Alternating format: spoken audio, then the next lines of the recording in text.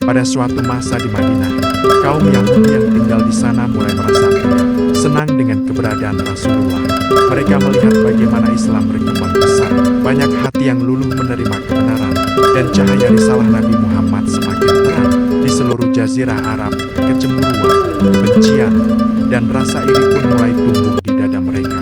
Di antara orang-orang Yahudi itu, terdapat seorang wanita yang licik dan penuh kedengkian.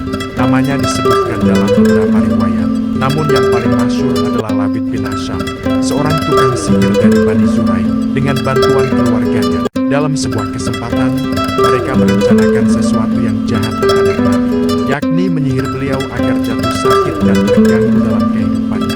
Awal mula sihir, dengan niat buruk, wanita itu mengambil helai rambut Nabi yang tersisa disisir dan gigi sisir yang beliau gunakan. Rambut dan sisir itu lalu dijadikan bahan sihir. Ia melilitkannya dengan benang, mengikat simpul-simpul, dan meniupkannya dengan mantra-mantra sihir. Setelah itu, ia menyembunyikannya di dalam sebuah sumur tua yang bernama Sumur Zarwan, di antara pelepah kurma yang sudah tua. Setelah perbuatan jahat itu, perlahan-lahan Rasulullah mulai merasakan dampaknya. Beliau merasa tubuh lemah, mudah letih, dan kadang-kadang membayangkan seakan-akan beliau telah melakukan sesuatu padahal belum. Sihir itu tidak mempengaruhi kenabian beliau, tidak mengurangi wahyu ataupun risalah, hanya sekadar membuat tubuh Nabi terasa berat. Sebagai ujian dari Allah Ta'ala, doa Rasulullah dan turunnya pertolongan Allah. Melihat kondisi beliau, Sayyidah Aisyah radhiyallahu anha sangat prihatin.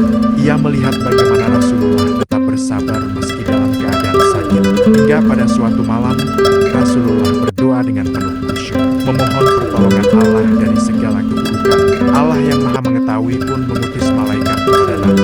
Dalam riwayat disebutkan bahwa dua malaikat datang dalam bentuk dua orang laki-laki, salah satunya duduk di sisi kepala beliau, dan yang lain di sisi kaki beliau. Malaikat yang di kepala bertanya, "Apa yang menimpa orang ini?" Malaikat di kaki menjawab, "Ia terkena sihir." Malaikat di kepala bertanya lagi, "Siapa yang menyihirnya?" Malaikat di kaki menjawab, "Labid bin Asyam, orang Yahudi dari Bani Zurai." Malaikat di kepala bertanya, "Dengan apa ia disihir?" Malaikat di kaki menjawab, "Dengan sisir dan rambut beliau yang disimpan dalam pelepah kurma jantan dan ditaruh di dalam sumur Zarwan." Penemuan benda sihir. Keesokan harinya, Rasulullah mengutus beberapa sahabat untuk mengambil benda itu. Mereka pun pergi ke sumur yang disebutkan. Saat sumur itu dibuka, airnya tampak keruh bagaikan air rendaman kaca, dan di dalamnya terdapat pelepah kurma yang melilit sesuatu. Setelah diangkat, mereka menemukan sisir dan helai rambut Nabi, terikat dengan simpul-simpul benang.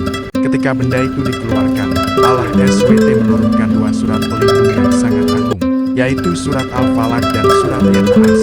Kedua surat ini dikenal sebagai Al-Muawwidzatain, dua surat perlindungan. Setiap kali Rasulullah membaca satu ayat, terurailah satu simpul sihir yang diikatkan pada benda itu. Hingga ketika ayat terakhir dibacakan, seluruh simpul terlepas dan tubuh Rasulullah kembali segar, sihat, dan ringan seakan terbebas dari beban yang melekat. Sikap Rasulullah setelah sembuh, para sahabat berkata, "Ya Rasulullah, tidakkah sebaiknya kita membalas orang yang berbuat demikian?" Namun dengan kelembutan hati beliau menjawab, "Allah telah menyembuhkan diriku, maka aku tidak ingin menimbulkan keburukan atas manusia." Begitulah akhlak Rasulullah. Meski beliau dizalimi dengan perbuatan sihir, beliau tidak membalas dengan keburukan.